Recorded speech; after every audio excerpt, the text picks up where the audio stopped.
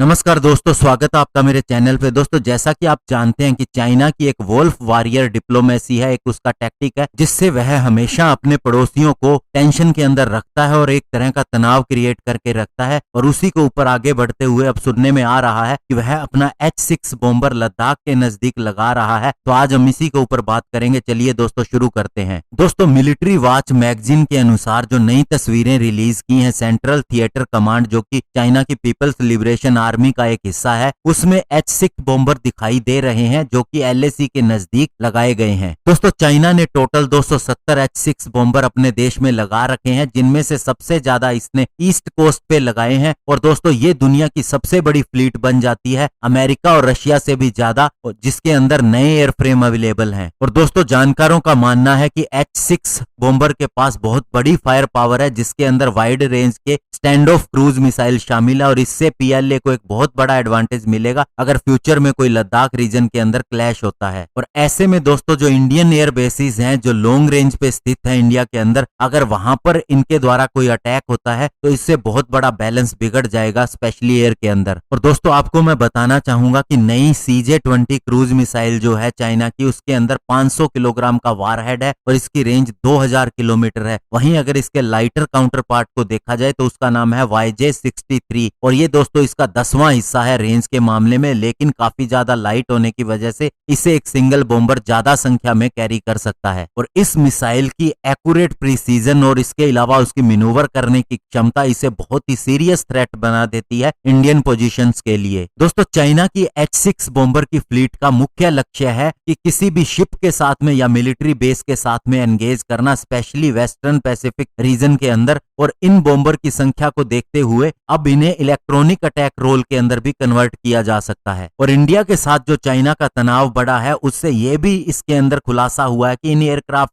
का रोल और भी तरह से किया जा सकता है। इन्हें कन्वेंशनल लैंड अटैक रोल के लिए भी इस्तेमाल किया जा सकता है। और दोस्तों, ऐसा नहीं है कि इंडिया को इसका पता नहीं है, इंडिया भी इसके लिए अब एक नए एयरक्राफ्ट को खरीदने की सोच रहा है और वो है रशिया का काफी ज्यादा मॉडर्न बॉम्बर, जिसका नाम Tu-22M है। और इसका इस्तेमाल इंडिया मैरीटाइम स्ट्राइक प्लेटफॉर्म के लिए कर सकता है। और दोस्तों, इसके अलावा इंडिया को जो Sukhoi 30 MKI air superiority fighter jet है, ये K-100 air to air missile से लैस है और जिसकी रेंज बताई जाती है कि 300 से 400 किलोमीटर है। तो इस तरह से दोस्तों यह किसी भी सबसोनिक बॉम्बर से एंगेज कर सकता है। और इसके अलावा दोस्तों, इंडिया के पास अगले साल S-400 मिसाइल डिफेंस की बैटरीज भी आ जाएंगी, जिससे स्पेशली लद्दाख रीजन के अंदर डिप्लॉय किया जा सकता है, ताकि दोस्तों किसी भी तरह की मिसाइल को इंटरसेप्ट किया जा सके और किसी भी बॉम्बर को भी किसी भी रेंज से गिराया जा सके। और दोस्तों, कुछ जानकार ये भी कहते हैं कि अभी चाइना के पास एडवांटेज है एरियल वारफेयर के अंदर या फिर स्ट्राइक करने की कैपेबिलिटी के अंदर इस रीजन के अंदर। लेकिन दोस्तों, इंडिया अभी S-400 तो ले ही रहा है, इसके अलावा माना जा रहा है वह MiG-35 या फिर सुखोई 57 के अंदर भी इन्वेस्ट कर सकता है और अपनी फ्लीट को मॉडर्नाइज कर सकता है। और इसके अलावा दोस्तों, इंडिया के पास राफेल फाइटर जेट आ चुका है, जो कि चाइना के किसी भी करंट मॉडर्न फाइटर जेट से ज्यादा सुपीरियर है। लेकिन दोस्तों, जानकार कहते हैं कि राफेल आने से इंडिया के अंदर बहुत बड़ा फर्क पड़ गया है। अगर हम इसके वेपन की बात करें तो सबसे पहले इसके अंदर स्कैल्प मिसाइल आती है। ये precision long range ground attack missile है और अपने टारगेट को एक्सट्रीम एक्यूरेसी के साथ में भेजती है। इसकी रेंज 300 किलोमीटर है, जिसका मतलब यह है कि अगर इंडिया को बालाकोट टाइप ऑपरेशन करना हो इंडियन फाइटर जेट के साथ में, तो अब उसे line of actual control cross करने की भी जरूरत नहीं है। इंडिया के अंदर रहते हुए अपने एयर स्पेस से ही वह चाइना के बहुत से एयर बेसिस को डिस्ट्रॉय कर सकता है। और इसके अलावा दोस्तों, जो मीटियोर मिसाइल आती है, ये एक beyond visual range air to air missile है, जिसकी रेंज 100 से 150 किलोमीटर बताई जाती है और 60 किलोमीटर तक इसका नो एस्केप जोन है और चाइना का कोई भी फाइटर जेट इससे उलझ नहीं सकता। इवन दोस्तों, अमेरिकन ओरिजिन की भी जो मिसाइल है बियॉन्ड विजुअल रेंज के अंदर, वो भी इसके सामने फीकी पड़ जाती हैं। और इसके अलावा दोस्तों, इंडिया और रशिया मिलकर एक जॉइंटली लॉन्गर रेंज की मिसाइल लॉन्च कर रहे हैं, जिसके ऊपर काफी ज्यादा काम हो चुका है और इससे K-100 मिसाइल को रिप्लेस किया जा सकेगा और फिर चाइनीज बॉम्बर को और ज्यादा थ्रेट मिलेगा। तो ऐसे में दोस्तों, चाइना जो कुछ भी करता रहे, इंडिया की तैयारी पूरी है और उससे निपटने में इंडिया सक्षम है। धन्यवाद। जय हिंद।